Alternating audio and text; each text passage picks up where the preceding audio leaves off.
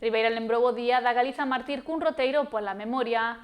O BNG percorreu distintos espazos vinculados ao galeguismo e á represión franquista para reivindicar a verdade, a xustiza, a reparación e o compromiso democrático.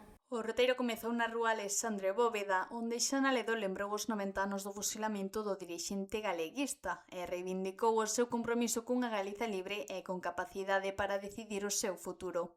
No ano 1942, a Irmandade Galega de Bosaires, presidida por Castelao, escolleu o 17 de agosto para render homenaxe e memoria do mestre a todas as víctimas do franquismo.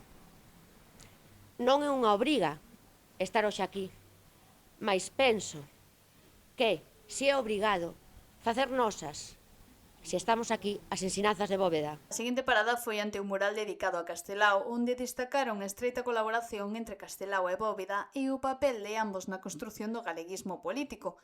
A memoria tamén se detivo na figura de Manuel Lustres Rivas. Aquí repasouse a traxectoria do xornalista e escritor ribeirense detido tras o golpe de 1936, encarcerado en San Simón e asasinado. A causa da Galiza non morre nunca.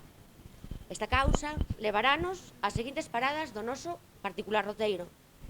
Primeiro, ata o final da rúa, ata o mural de Castelao, simbolizando así ese camiño de ida e volta que marca un dos principios fundamentais da nosa loita, o retorno á patria, o retorno a iso que nunca pode sernos arrebatado. No malecón, ante o monumento ás vítimas da ditadura, reclamaron continuar coas exhumacións e garantir ás familias das persoas desaparecidas unha sepultura digna. Tamén se denunciaron os ataques sufridos recentemente polo monumento.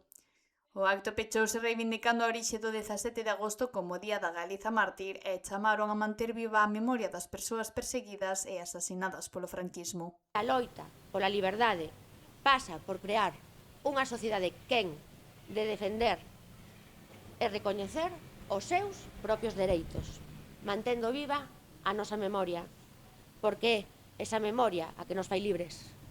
Viva Galiza, viva Galiza Ceibe. Unha memoria que, segundo os representantes do BNG, debe ir máis alá da lembranza e converterse nun compromiso co presente. O acto rematou cunha ofrenda floral ás vítimas da ditadura e coa reivindicación dunha sociedade máis libre, xusta e democrática.